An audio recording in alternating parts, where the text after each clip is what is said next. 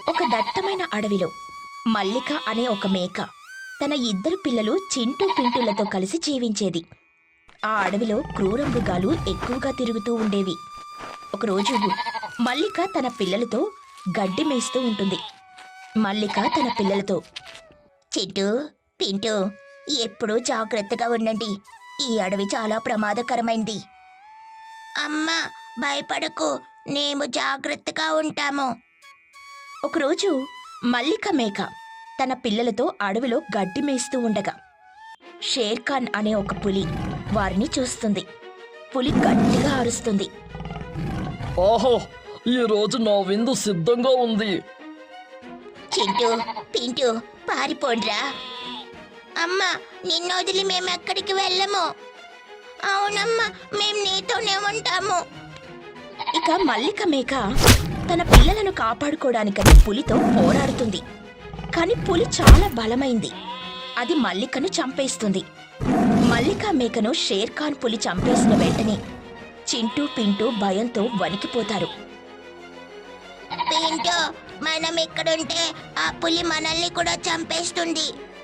అవును చింటూ, మనం వెంటనే ఇక్కడ నుండి పారిపోవాలి అనుకొని చింటూ పింటూ భయంతో పరిగెత్తడం ప్రారంభిస్తారు. వారు అడవిలో దట్టమైన చెట్ల మధ్యకు పారిపోతారు. షేర్ఖాన్ పులి వారిని వెంబడిస్తుంది. కాని వారు తప్పించుకుంటారు. మీరు ఎక్కడికి పారిపోతారు? నేను మిమ్మల్ని పట్టుకుంటాను అని గట్టిగా అరుస్తుంది. చింటూ పింటూలు చాలా దూరం పరిగెత్తిన తర్వాత వాళ్ళకొక గుహ కనిపిస్తుంది. వారు గుహలోకి వెళ్లి దాక్కుంటారు. పింటూ, మనం సురక్షితంగా ఉన్నామని అనుకుంటున్నాను. అవును చింటూ, కానీ ఆ పులి మళ్ళీ వస్తే ఈరోజు ఈ గుహలోనే ఉందాం అని అనుకుని చింటూ పింటూ భయంతో గుహలో దాక్కుంటారు. వారు రాత్రంతా అక్కడే ఉంటారు. ఇక మరుసటి రోజు ఉదయం వారు గుహ నుండి బయటకొస్తారు. చుట్టూ చూస్తూ, పింటూ, పులి ఎక్కడా కనిపించడం లేదు. అవును చింటూ, బహుశా అది వెళ్ళిపోయి ఉంటుంది. అలా చింటూ పింటూ అడవిలో తిరగడం ప్రారంభిస్తారు. వారు ఆహారం కోసం వెతుకుతారు. వాటికి కొన్ని పండ్లు మరియు ఆకులు కనిపిస్తాయి. పింటూ, ఈ పండ్లు చాలా రుచిగా ఉన్నాయి. అవును చింటూ, ఈ ఆకులు కూడా తినడానికి బాగున్నాయి. ఇక చింటూ పింటూ క్రూర మృగాల నుండి తప్పించుకుంటూ అడవిలో జీవిస్తూ ఉంటారు. ఒకరోజు వారు అడవిలో తిరుగుతూ ఉండగా ఒక బంగారు జింకను చూస్తారు. అది చాలా అందంగా మెరిసిపోతూ ఉంటుంది. పింటూ, చూడు, అది బంగారు జింక.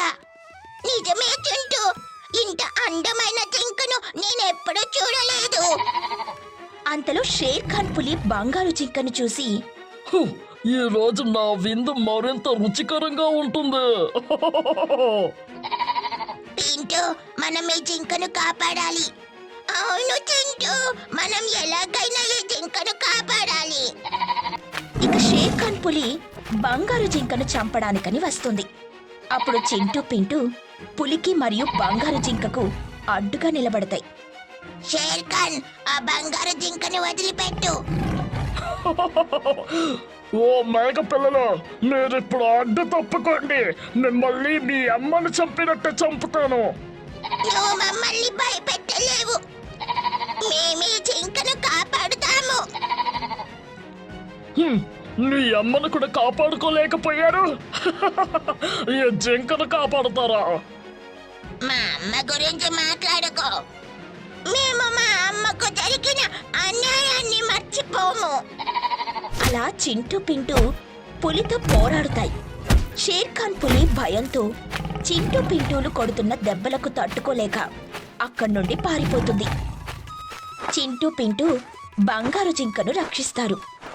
బంగారు జింక కృతజ్ఞతతో, మీరు నా ప్రాణాలను కాపాడారు. మీకు ఏం కావాలో అడగండి. మాకేం వద్దు, మీరు సురక్షితంగా ఉంటే చాలు. మీ మంచి మనసుకు ధన్యవాదాలు. నేను మీకు వరాలిస్తాను. మీరు క్రూర మృగాల నుండి ఎప్పుడూ సురక్షితంగా ఉంటారు. మీరు సురక్షితంగా ఉంటే చాలు. అవును, మీ ప్రాణాలు కాపాడుకోగలిగాము, అది చాలు. మీరు క్రూర మృగాల నుండి ఎప్పుడూ సురక్షితంగా ఉంటారు. అని బంగారు జింక వారికి వరాలిచ్చి మాయమైపోతుంది. ఆ తర్వాత చింటూ మరియు పింటూ క్రూర మృగాల భయం లేకుండా అడవిలో సంతోషంగా జీవిస్తారు. బంగారు జింక ఇచ్చిన వరాలతో చింటూ పింటూ అడవిలో నిర్భయంగా తిరగడం మొదలుపెట్టారు. క్రూర మృగాల నుండి వారికి ఎలాంటి హాని జరగలేదు. పింటూ చూడు, మనకిప్పుడు ఎలాంటి భయము లేదు. అవును చింటూ, బంగారు జింక మనకు చాలా మంచి చేసింది. ఒకరోజు చింటూ పింటూ అడవిలో తిరుగుతూ ఉండగా ఒక గుహను చూస్తారు. ఆ గుహ లోపల ఎన్నో విలువైన రత్నాలు మరియు బంగారు నాణేలు ఉంటాయి. పింటూ చూడు, ఇక్కడ ఎన్నో రత్నాలున్నాయి. అవును చింటూ, ఇవి చాలా విలువైనవిగా ఉన్నాయి. ఇక చింటూ పింటూ ఆ రత్నాలు మరియు బంగారు నాణేలను తీసుకొని వాటితో ఒక అందమైన ఇల్లు కట్టుకుంటారు. వారు ఆ ఇంట్లో సంతోషంగా జీవించడం మొదలు పెడతారు. పింటూ, మనం ఇప్పుడు చాలా ధనవంతులం. అవును చింటూ, బంగారు జింక మన జీవితాలను మార్చేసింది. అయితే వారి సంతోషం ఎక్కువ కాలం నిలవదు. ఒకరోజు షేర్ ఖాన్ పులి వారి ఇంటికొస్తుంది. ఈ ఇల్లు ఎవరిది? అని అరుస్తుంది. షేర్ ఖాన్, ఇది మా ఇల్లు. మొన్న కొట్టిన దెబ్బలు చాలా లేదా? మళ్ళీ వచ్చావు నువ్వు. మళ్ళీ ఎందుకు వచ్చావు? ఈ రత్నాలు మరియు బంగారు నాణేలు నావి. మీరు వాటిని నాకు తిరిగి ఇవ్వాలి. చింటూ పింటూ షేర్ ఖాన్ పులితో పోరాడడానికని ప్రయత్నిస్తారు. కానీ అది మునుపటి కన్నా చాలా బలంగా ఉంది. చింటూ, ఇప్పుడు మనం ఏం చేయాలి? ఈ పులి చాలా బలంగా ఉంది. మనం బంగారు జింకను సహాయం కోసం అడగాలి. అనుకుని చింటూ పింటూ బంగారు జింకను ప్రార్థిస్తారు. బంగారు జింక వారి ప్రార్థనను విని వారికి సహాయానికని వస్తుంది. షేర్ ఖాన్, నువ్వు ఈ మేక పిల్లలను ఎందుకు ఇబ్బంది పెడుతున్నావు? బంగారు జింక, నేను వారి రత్నాలు మరియు బంగారు నాణేలను తిరిగి తీసుకోవడానికని వచ్చాను. నువ్వు దురాశతో ప్రవర్తిస్తున్నావు, నీకు తగిన శిక్ష పడుతుంది అని బంగారు జింక తన మాయాశక్తితో భీకర పులిని రాతి బొమ్మగా మార్చేస్తుంది. ఇక చింటూ పింటూలతో, మీరు ధైర్యంగా ఉండండి, మీకు ఎలాంటి హాని జరగదు. ఇక చింటూ పింటూ ధన్యవాదాలు చెప్పుకుంటూ, బంగారు జింక, మీరు మాకు ఎల్లప్పుడూ సహాయం చేస్తున్నారు. "హ్మ్, మీరు నా ప్రాణాలను కాపాడారుగా, మీకిప్పుడు ఎలాంటి భయమూ లేదు" అని బంగారు జింక మాయమైపోతుంది. చింటూ పింటూ సంతోషంగా తమ ఇంట్లో జీవిస్తారు. వారు తమ సంపదను పేదవారికి పంచుతారు. ఒక దట్టమైన అడవిలో రాముడు, రాధ అనే మేక దంపతులు నివసించేవారు. వారిరువురికి సోము, భీము అనే ఇద్దరు అందమైన మేక పిల్లలున్నారు. రాధ, రాముడు తమ పిల్లల్ని ఎంతో ప్రేమగా ఆప్యాయంగా చూసుకునేవారు. రాధ తన మృదువైన మాటలతో ప్రేమతో పిల్లల్ని పెంచేది. రాముడు తన శ్రమతో ఆహారాన్ని సంపాదించి కుటుంబాన్ని పోషించేవాడు. అలా ఆ అడవిలో వారి కుటుంబం ఆనందంగా సంతోషంగా జీవించేది. కానీ విధి వక్రీకరించింది. ఒకరోజు రాధ ఆహారం కోసం అడవికని వెళ్ళినప్పుడు ఒక క్రూరమైన సింహం ఆమెపై దాడి చేసి చంపేసింది. రాముడు తన భార్యను కోల్పోయి పిల్లలను ఒంటరిగా పెంచవలసి వచ్చింది. పిల్లలకు తల్లి లేని లోటు తెలియకుండా అతను వారిని ఎంతో ప్రేమగా చూసుకునేవాడు. కాని పిల్లల్ని పెంచడం అతనికి చాలా కష్టంగా మారింది. రాధ లేని లోటు ప్రతిక్షణం అతన్ని బాధించేది. అలాగే పిల్లలకు కూడా తల్లి గుర్తొచ్చినప్పుడల్లా అవి బాధపడుతూ ఉండేవి. అదే అడవిలో మల్లిక అనే ఒంటరి మేక కూడా ఉండేది. ఆమె భర్త చనిపోవడంతో ఆమె ఒంటరిగా జీవిస్తోంది. ఆమెలో ఒంటరితనం, దుఃఖం నిండిపోయాయి. రాముడు, మల్లిక ఒకరోజు కలుసుకున్నారు. ఇద్దరూ తమ బాధలను పంచుకున్నారు. పిల్లల భవిష్యత్తును దృష్టిలో ఉంచుకొని వారు వివాహం చేసుకోవాలని నిర్ణయించుకున్నారు. ఇక వివాహం తర్వాత మల్లిక సోము, భీములను తన సొంత పిల్లల్లాగే ప్రేమగా చూసుకుంటూ ఉంటుంది. పిల్లలకు రాధలేని లోటు తెలియకుండా చూసుకునేది. కానీ కొన్ని రోజుల తర్వాత ఆమె ప్రవర్తనలో మార్పు వచ్చింది. ఆమెలో దాగి ఉన్న సవతి తల్లి క్రూరత్వం బయటపడడం మొదలవుతుంది. మల్లిక పిల్లల్ని చిన్నచూపు చూడడం మొదలుపెట్టింది. వారికి సరిగ్గా ఆహారం పెట్టకుండా ఇంటి పనులన్నీ చేయించేది. ఆమె పిల్లలను నిరంతరం తిట్టేది, కొట్టేది. రాముడు ఇంట్లో ఉన్నప్పుడు మాత్రం ప్రేమగా చూస్తూ ఉన్నట్లు నటించేది. ఇదంతా సోము భీములకు మల్లిక తల్లి ప్రవర్తన అర్థం కాలేదు. ఒకరోజు వారు తమ తండ్రితో, నాన్న, మల్లికమ్మ మమ్మల్ని ఎందుకిలా చూస్తుంది? ఆమె మొదట్లో మమ్మల్ని ఎంతో ప్రేమగా చూసుకుంది కదా. అవును నాన్న, మల్లిక అమ్మ మమ్మల్ని కొడుతూ తిడుతూ పని చేయించుకుంటుంది. మాకు భయమేస్తుంది. నాకు తెలుసు, ఆమె ప్రవర్తనలో మార్పు వచ్చింది. నేను ఆమెతో మాట్లాడుతాను, మీరు భయపడకండి. అని రాముడు మల్లికను పిలుస్తాడు. మల్లిక అక్కడికొచ్చి, ఎందుకు పిలిచారు? మల్లిక, పిల్లలు నీ గురించి కొన్ని విషయాలు చెప్పారు, అది నిజమేనా? అవును, నిజమే. వాళ్ళు నా సొంత పిల్లలు కాదు. వాళ్ళని నేనెందుకు ప్రేమగా చూడాలి? మల్లిక, నువ్వు ఇలా మాట్లాడుతున్నావా? నువ్వు వాళ్ళని సొంత పిల్లలాగే చూసుకుంటానని చెప్పావు కదా. అదంతా అబద్ధం. నాకు వాళ్ళని చూసుకోవడం ఇష్టం లేదు. వాళ్ళు నా సంతోషాలకు భారంగా ఉన్నారు. మల్లిక, నువ్వు చాలా తప్పు చేస్తున్నావు. పిల్లలను ఇలా బాధ పెట్టడం సరికాదు. ఆ, నీకిష్టం లేకపోతే నన్ను వదిలే. నేను నీతో ఉండాల్సిన అవసరం నాకు లేదు. అని అంటుంది మల్లిక. ఆ మాటలకు ఆ సరే, నువ్వు వెళ్ళిపోవచ్చు. నువ్వు నా పిల్లలను బాధ పెట్టడం నాకు ఇష్టం లేదు. అప్పుడు మల్లిక కోపంగా ఇంటి నుండి వెళ్ళిపోతుంది. అది చూసిన మేకపిల్లలు నాన్నతో, నాన్న, మల్లికమ్మ వెళ్ళిపోయిందా? నాన్న, ఇప్పుడు మనం ఎలా బ్రతకాలి? అని అడుగుతాయి. ఇక రాముడు మేక పిల్లలను దగ్గరకు తీసుకుని, మీరేం భయపడకండి, నేను మీతో ఉన్నానుగా. మనం కలిసి కష్టపడి బ్రతుకుతాం. ఇక అలా కొన్ని రోజుల తర్వాత, నేను చాలా పెద్ద తప్పు చేశాను. రాముడు, పిల్లలు నన్ను వదిలేశారు. నేను ఒంటరిగా ఎలా బ్రతకాలి? అని అనుకుని తన తల్లి దగ్గరకు వెళ్తుంది. నేను నా కుటుంబాన్ని కోల్పోయాను. నేను నా పిల్లలను బాధ పెట్టాను. ఆ, నువ్వు చేసిన తప్పును తెలుసుకున్నావు, అది చాలు. ఇప్పుడు నువ్వు నీ తప్పును సరిదిద్దుకోవాలి. నేను ఎలా సరిదిద్దుకోవాలి? రాముడు నన్ను క్షమిస్తాడా? నువ్వు నిజాయితీగా పశ్చాత్తాపడితే రాముడు నిన్ను క్షమించొచ్చు. కానీ నువ్వు నీ ప్రవర్తనను మార్చుకోవాలి తల్లి. నేను నా ప్రవర్తనను మార్చుకుంటాను. నేను మంచి తల్లినవుతాను.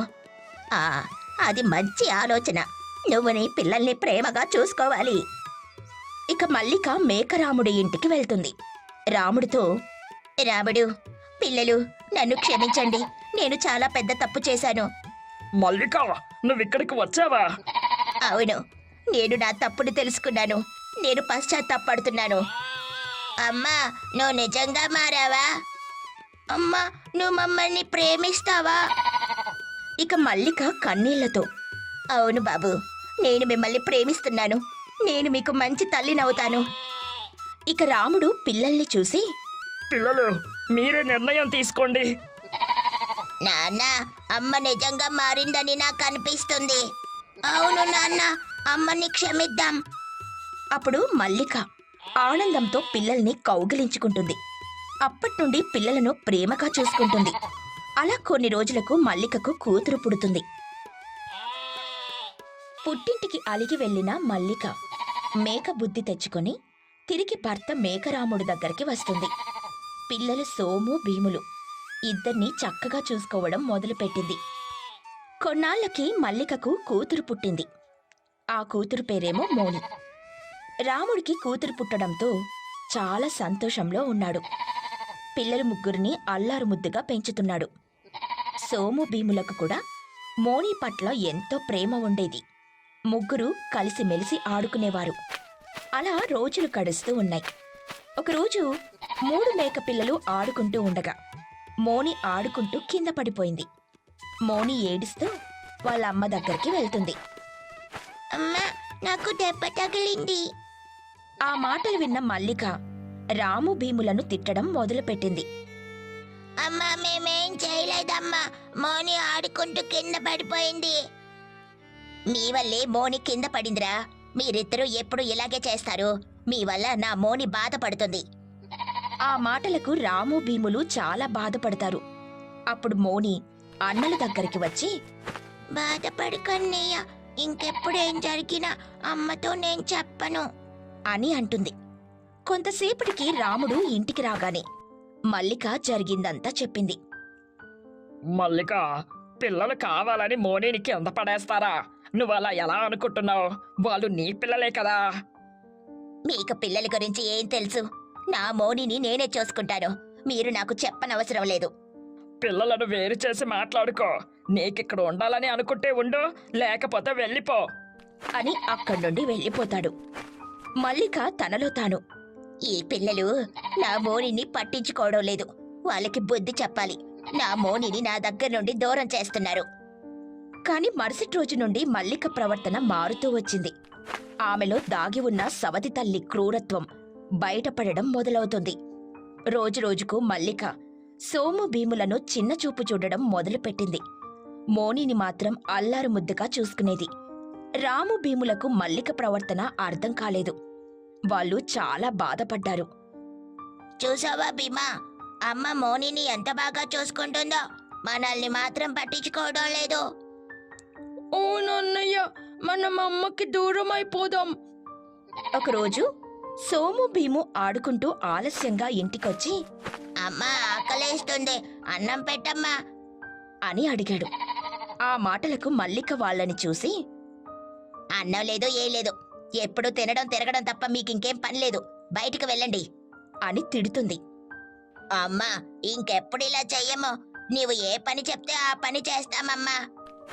ఆ సమయంలో మోని వచ్చి, అమ్మా నేను ఆడుకుని ఇప్పుడే వచ్చాను. పర్వాలేదులే మోని, నువ్వు ఆడుకో, కానీ జాగ్రత్తగా ఉండాలి. నీకేం కాకూడదు. రా మోని, అన్నం తిను. నాకు ఆకలిగా లేదమ్మా, అన్నయ్య వాళ్ళకి అన్నం పెట్టు. వాళ్ళు తినేసారులే కాని నీవు ముందు వాళ్ళతో తిరగడం మాని అని అంటుంది. ఆ మాటలు విన్న సోము భీములకు మల్లిక ప్రవర్తన అర్థం కాలేదు. వాళ్ళు చాలా బాధపడతారు. ఒకరోజు సోము, భీము, మోని ఆడుకుంటూ అడవిలోకి వెళ్లారు. అక్కడ నక్క చిత్తు అనే కుటిలమైన నక్క వాటిని చూసింది. ఈ మేక పిల్లల్ని పట్టుకుంటే నాకు మంచి భోజనం దొరుకుతుంది. ఈ మేక పిల్లల్లో చిన్న మోని అనే మేక పిల్లను సులువుగా తినొచ్చు అని అనుకుని వాటిని చూస్తుంది. అప్పుడే మోని మేకపిల్లకు దాహం వెయ్యడంతో చెరువు దగ్గరకు వెళ్తుంది. ఇదే మంచి సమయం అనుకొని నక్క మోని మేకపిల్ల వెనకాలే వెళ్తుంది. ఆ జిత్తులు మారి నక్క మోనిని పట్టుకోడానికని ప్రయత్నిస్తుంది. మోని భయపడి గట్టిగా కేకలు వేసింది. అన్నయ్య కాపాడండి, అన్నయ్య కాపాడండి అని బిగ్గరగా అరుస్తుంది. అప్పుడు సోము భీములకు అరుపులు వినిపిస్తాయి. వెంటనే చెరువు వద్దకు వెళ్తాయి. అక్కడ నక్కను చూసి, మా చెల్లెల్ని వదిలి వెళ్ళు, లేకపోతే నిన్నిక్కడే చంపేస్తాం. భీము కోపంగా పరిగెత్తుకుని వెళ్లి నక్కను పొడుస్తుంది. ఆ దెబ్బతో నక్క చెరువులో పడిపోతాడు. ఇంకెప్పుడు మా జోలికి రావద్దు. నక్క చిత్తు సోము భీములను చూసి అక్కడి నుండి భయపడి పారిపోతాడు. అన్నయ్య మీరు నన్ను కాపాడారు, మీకు చాలా కృతజ్ఞతలు. ఇక సోము భీము మోనిని ఓదార్చుతారు. ముగ్గురు కలిసి ఇంటికి తిరిగి వచ్చారు. ఇంటికి రాగానే మోని జరిగిన విషయం మల్లికకు చెబుతుంది. అమ్మా నక్క చెట్టు నన్ను పట్టుకోవడానికని ప్రయత్నించింది. అప్పుడు అన్నయ్యలు నన్ను కాపాడారు. మీరు నా మోనిని కాపాడారా? మీకు చాలా కృతజ్ఞతలు. అమ్మా మోని మా చెల్లి, ఆమెను కాపాడడం మా బాధ్యత. నీవు మా తల్లివి, మోనిని కాపాడడం మా ధర్మం. అవునమ్మా, మోని మాకు ప్రాణం, నువ్వు బాధపడుకమ్మా. నన్ను క్షమించండి పిల్లలు, నేను మిమ్మల్ని తప్పుగా అర్థం చేసుకున్నాను. మీరు నిజంగా ధైర్యవంతులు. అప్పట్నుండి మల్లిక ప్రవర్తన మారింది. ఆమె సోము భీములను కూడా ప్రేమగా చూసుకోవడం మొదలుపెట్టింది.